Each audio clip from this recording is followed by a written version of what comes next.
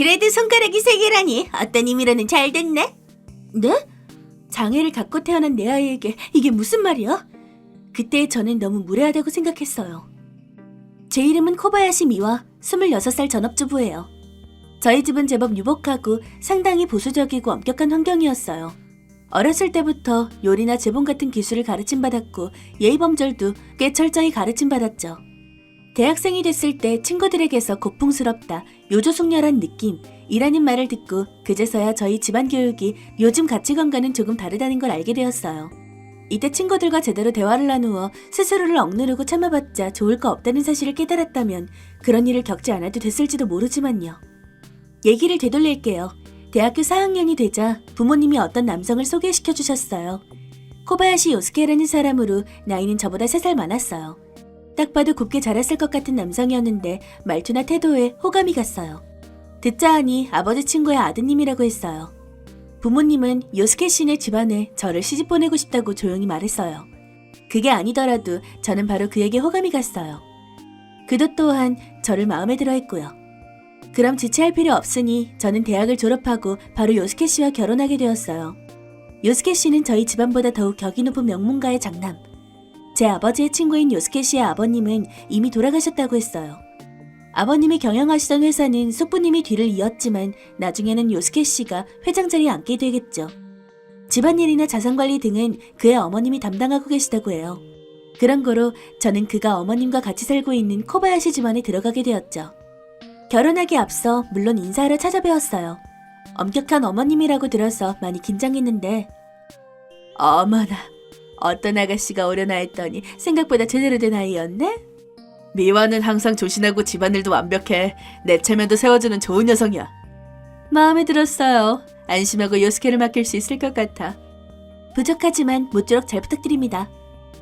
그래요? 나야말로? 확실히 엄격해 보이는 분이셨지만 제가 잘하면 괜찮을 거라고 생각했어요. 결혼식을 일주일 앞둔 어느 날 남편한테서 이런 메시지가 왔어요. 내일 말인데 누나가 갑자기 들어오게 됐어. 와, 드디어 만나뵐 수 있는 거네요? 그냥 식날 왔으면 좋았을 텐데. 유명한 사진작가라고 하셨죠? 어떤 분인지 굉장히 궁금했어요. 누나는 뭐 나쁜 사람은 아니지만 조금 개성적이라고 해야 되나. 솔직히 미화는 놀랄 거야. 꽤 강렬한 사람이거든. 개성적인 건 강점이라고 생각해요. 게다가 요스케 씨의 누님이니 분명 멋진 분이겠죠. 그럼 좋겠는데 아무튼 내일 잘 부탁해. 제 형님이 될 쿠미 씨는 남편보다 2살 연상이에요. 지금 주목받고 있는 사진작가로 전 세계를 돌아다니고 있다고 해요. 코바야시 가문의 장녀이면서 좋아하는 일을 자유롭게 하고 계신 건 조금 의외였어요. 게다가 남편이 형님의 귀가를 환영하지 않는 것도 신경 쓰였죠. 하지만 만나보자 대충 그 이유를 알 수 있었어요. 당신이 옳게구나. 잘 부탁해. 처음으로 대면한 쿠미 씨가 갑자기 저를 안는 거예요. 물론 저는 굉장히 당황했어요. 저야말로 잘 부탁드립니다, 형님. 그렇게 딱딱하게 부르지 마. 적어도 쿠미 씨라고 불러줘. 아, 이왕이면 언니라고 하는 건 어때? 아무래도 상당히 사교적인 분이신 것 같아요. 대부분의 사람의 경우 친해지기 쉬울지도 모르지만 저는 성격상 아무래도 거리감이 너무 가까운 분이 불편했어요. 누나 그만해. 미화는 그런 텐션에 따라갈 수 있는 성격이 아니야. 그래, 여전히 경망스럽구나. 어머님도 남편도 탐탁치 않은 얼굴이었어요. 험악하다고 할 정도는 아니었지만 코바야시 가문과 형님은 잘 맞지 않는 것 같았어요. 그리고 맞이한 결혼식 당일, 명가의 식답게 엄격한 분위기에서 진행되는 와중에 미화, 이쪽 봐. 너무 예쁘다. 요스케, 완전 사나이다. 역시 내 동생이야. 큰 목소리로 저희를 부르면서 사진을 찍는 형님. 축복해주는 거라는 건 알지만 조금 분위기에 맞지 않았어요. 남편도 어머님도 역시 얼굴을 찌푸렸고 저도 왠지 불편했어요. 솔직히 저도 형님이 불편하다고 생각하게 되었고요. 다만 시계 끝나자 형님은 다시 일을 하러 해외로 여행을 가서 그 후로는 얼굴을 마주칠 일도 없었어요. 그로부터 2년 후 여전히 시어머니는 엄격하지만 어떻게든 평화롭게 지내고 있었어요. 게다가 굉장히 기쁜 일이 생겼어요.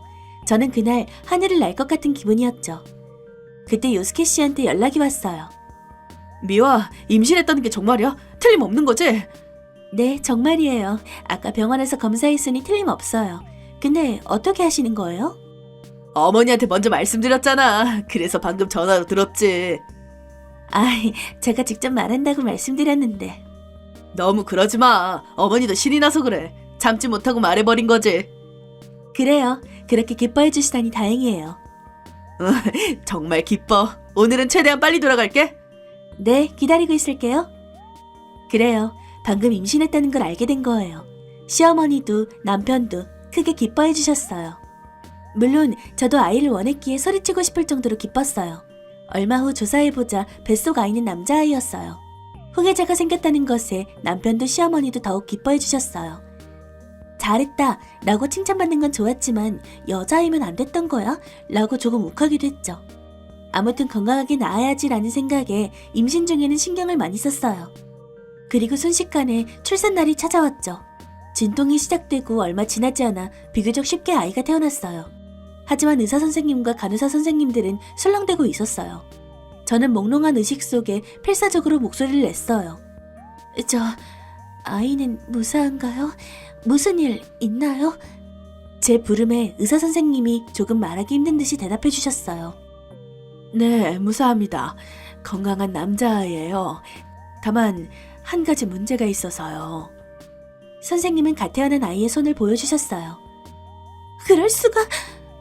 무려 그 아이의 오른손에는 손가락이 3개밖에 없었어요. 선천적 사지결손이라고 불리는 것으로 드물게 나타난다고 설명하셨어요. 하지만 왜 내 아이가? 그렇게 생각하지 않을 수 없었어요. 이럴 수가, 장애를 갖고 있었다니. 남편도 노골적으로 실망했어요. 시어머니는 말없이 머리를 싸매고 진심으로 한탄하셨죠. 인생에서 최고의 기쁨을 맛보고 축복받아야 하는 날인데 장례식장 같은 분위기가 되었어요. 그런 와중에 소란스러운 목소리가 병실에 울려 퍼졌어요. 늦어서 미안해. 아기는 태어났어? 형님이셨어요. 그러고 보니 마침 일이 마무리돼서 조금 늦어져도 올 거라고 하셨었어요. 그리고 병원 안에 있는 제 아이에게 다가와서 세상에 어쩜 이렇게 귀엽지? 어라? 금방 손가락이 없다는 걸 눈치챈 거죠. 제가 사정을 설명하자 형님은 그렇구나.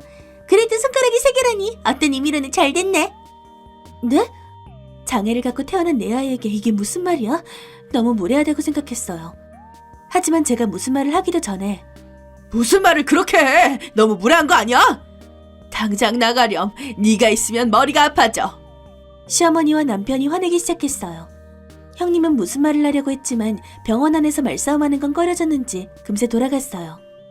아무튼 아들은 손가락 외에는 건강해서 특별히 문제없이 저와 같이 태어날 수 있었어요. 그 후로 저는 아들을 중심으로 생활하게 됐어요. 진지하게 고민한 결과 쇼야라고 이름을 지었죠. 처음에는 놀랐지만 역시 사랑하는 아들이라는 건 변함없어요. 태어나준 것에 그저 감사할 뿐이었어요. 하지만 남편과 시어머니는 달랐어요. 남편은 원래도 일이 바쁜 사람이었지만 더욱 늦게 돌아오게 되었어요. 아이와 얼굴을 마주치는 걸 피하는 것 같았어요. 그걸 뒷받침하듯이 가끔 집에 있어도 별로 관여하려고 하지 않았어요. 시어머니도 시어머니대로 기껏 생긴 첫 손주를 아끼는 것 같아 보이진 않았어요. 심지어 저와 대화하는 것조차 피하는 것 같았죠. 결정적인 건 어느 날 밤 저는 안방에서 쉐야를 재우고 있었는데 목이 말라서 거실로 나갔어요. 새벽이라 조용히 문을 열자 시어머니와 남편이 대화하는 모습이 보였어요. 진지한 얼굴로 대화를 나누는 걸 보고 무심코 멈춰서서 엿들어 버렸어요. 좋은 아내라고 생각했는데 엄청난 착각이었어. 설마 장애를 가진 아이를 낳을 줄이야. 역시 미화 탓인 걸까? 분명 그럴 거야. 임신 중에 자꾸 고기를 먹더라고. 뭐 임신하면 입맛이 변한다고들 하니까. 그게 원인이었던 거 아니야? 나도 너무 많이 먹는다고는 생각했어. 그게 원인일 게 뻔해. 나 참 어쩜 그렇게 이기적인 건지. 임신 중에 제대로 말할 걸 그랬어. 저는 그대로 발길을 돌려 안방으로 돌아와 침대에서 엉엉 울었어요. 둘 다 상태가 이상하다고는 생각했지만 셔야의 손가락을 제 탓으로 여기고 있었다니. 무엇보다 괴로웠던 건 마음속 어디선가 저도 그들처럼 생각하고 있었다는 거예요. 제가 임신 중에 좀 더 신경을 썼더라면 장애 없이 태어나지 않았을까 라고 생각하지 않을 수 없었어요. 그날 후로도 겉으로는 신경 쓰지 않은 척 했지만 두 사람의 말은 마음속 깊이 박힌 채였어요. 부모님께 상담하려고 해도 딸이 장애 있는 아이를 낳아버리다니 죄송한 마음뿐이야 라고 하셨으니 의지할 수는 없겠죠. 오히려 저를 탓하고 끝낼 거예요. 이대로면 결혼 생활조차 계속하지 못할지도 몰라. 하지만 도망칠 곳이 없어. 그렇게 생각하자 불안에 짓눌릴 것 같았어요. 그러던 어느 날 형님에게 이런 라인이 왔어요. 셔야는 어때? 잘 지내? 네, 아주 건강해요. 밤에 막 울어? 네가 씨 힘들진 않고? 힘들진 않지만 버틸만해요. 그렇구나, 다행이다. 한동안 일본에 있을 예정이거든. 그래서 셔야를 보고 싶은데 괜찮을까? 지난번에는 제대로 못 봤잖아.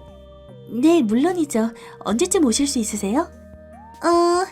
지금 그 집에는 가기 힘들 것 같단 말이지. 괜찮으면 우리 집에 와주지 않을래? 형님 댁에요? 택시비는 물론 내가 낼게. 그건 괜찮아요. 배려해주셔서 감사해요. 그럼 실례할게요. 저도 조금 휴식이 필요하다고 생각했으니 마침 잘 된 거죠. 이렇게 형님이 사는 아파트로 놀러 갔어요. 쇼야, 고모야, 작사자. 아그 잘한다. 형님은 쇼야를 아주 귀여워해 주셨어요. 그뿐만이 아니었어요. 형님의 집에는 아이용 옷이나 기저귀, 그리고 많은 장난감이 준비되어 있었어요. 제 출산 선물로 준비한 거라고 해요. 택배로 보내야 할 정도로 많았죠. 처음으로 저 이외에 쇼야의 탄생을 환영해주는 사람과 만난 것 같았어요. 쇼야를 아껴주는 형님의 모습을 보고 저는 저도 모르게 뚝뚝 눈물을 흘리고 말았어요. 형님은 그런 저를 슬며시 안아주며 상냥하게 말해주셨어요. 많이 힘들었지. 잘 견뎠어.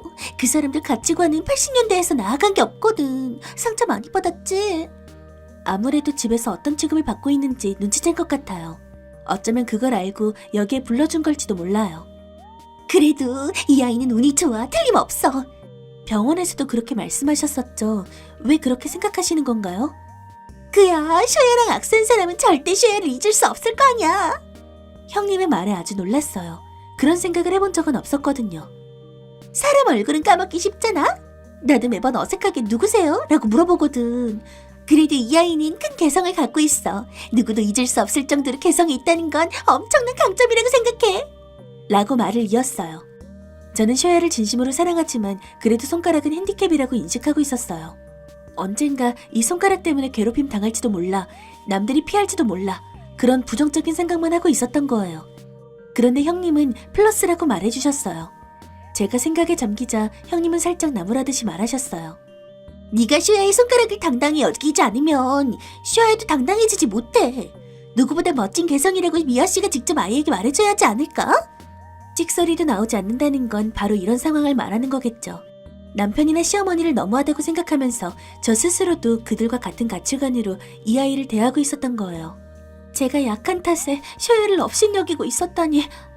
변하는 건 쉬운 게 아니니까 스스로를 탓할 필요는 없어. 그래도 진심으로 변하고 싶다고 생각한다면 그 둘에게 하고 싶은 말을 다 해버리자. 내가 아곤이로서 따라가 줄게. 형님, 잘 부탁드려요. 더는 그 집에 있고 싶지 않아요. 이렇게 저희는 시댁에 쳐들어갔어요. 여보게! 갑자기 뭐예요, 경망스럽게. 어머나, 미화씨? 쿠미와 같이 있었구나. 무슨 일이야? 어머님과 요스케 씨께 드릴 말씀이 있어서요. 뭐니? 어머님은 저희를 손님방으로 데려가셨고 거기서 어머님과 요스케 씨와 마주 앉았어요. 다행히 쇼야는 푹 잠들어서 옆방에 안전하게 재워두었어요. 그래서 할 말이 뭔데? 단도직입적으로 말할게요. 이혼해주세요.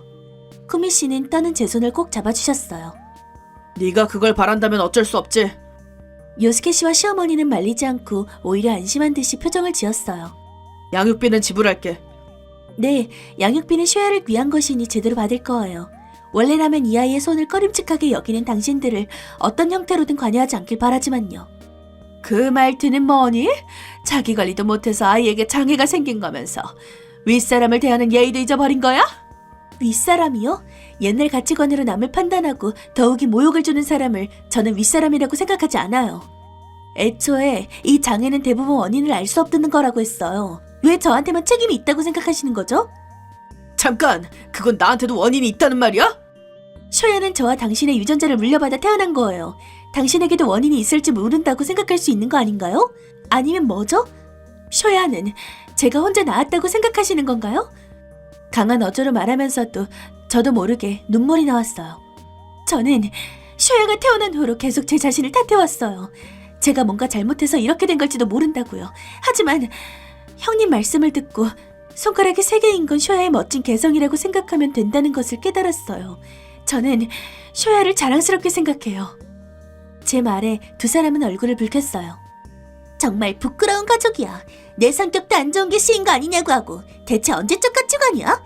당신들 스스로가 얼마나 한심하고 작은 세상에서 살고 있는지 깨닫는 게 좋을걸? 미화나 쇼야가 와준 것에 감사했으면 많은 게 바뀌었을지도 모르는데 말이야.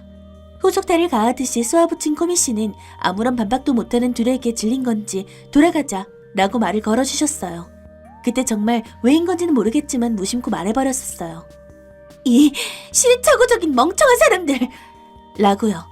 형님은 폭소하시며 쇼야와 저를 데리고 차에 태워 아파트까지 운전하셨어요. 미화 너 정말 욕해본 적 없구나? 멍청한 사람들이라니 너무 웃겼어. 죄송해요. 아니야, 후련해졌어. 그 사람들도 미화한테 그 말을 들은 건 타격이 심할 거야. 그리고 그 후에 어떻게 되었냐면 저는 무사히 이혼해서 위저리와 사과를 받았어요.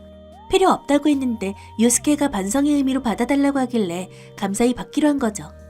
그 후로 생각을 많이 했는데 자신의 어리석음을 깨달았다고 했어요. 너무 늦었다고는 생각하지만 아버지의 권리로서 달에 한 번 쇼야와 만나게 해주려고 해요. 시어머니는 사과를 하지 않길래 완전히 연을 끊었어요. 혼자 쓸쓸히 노후를 보내길 바라요. 가장 놀란 건 제가 그대로 형님, 아니 쿠미 씨의 아파트에서 같이 살게 되었다는 거예요. 사회인 경험이 없는 저를 걱정하시며 가정부로 고용해 주신 거죠. 원래 사진작가 일을 일본에서 하기로 정한 상태였으니 마침 잘 됐다면서요. 아마 저를 배려해서 거짓말을 하신 것 같은데 감사할 뿐이죠. 적어도 도움이 될 수 있도록 하루 종일 바쁜 쿠미 씨를 위해서 최선을 다해 집안일을 하고 있어요. 시야가 넓은 쿠미 씨 곁에서 육아를 할 수 있는 건 정말 믿음직스럽고 순수히 즐거워요. 지금 저는 행복하다고 당당히 말할 수 있어서 너무나 기뻐요.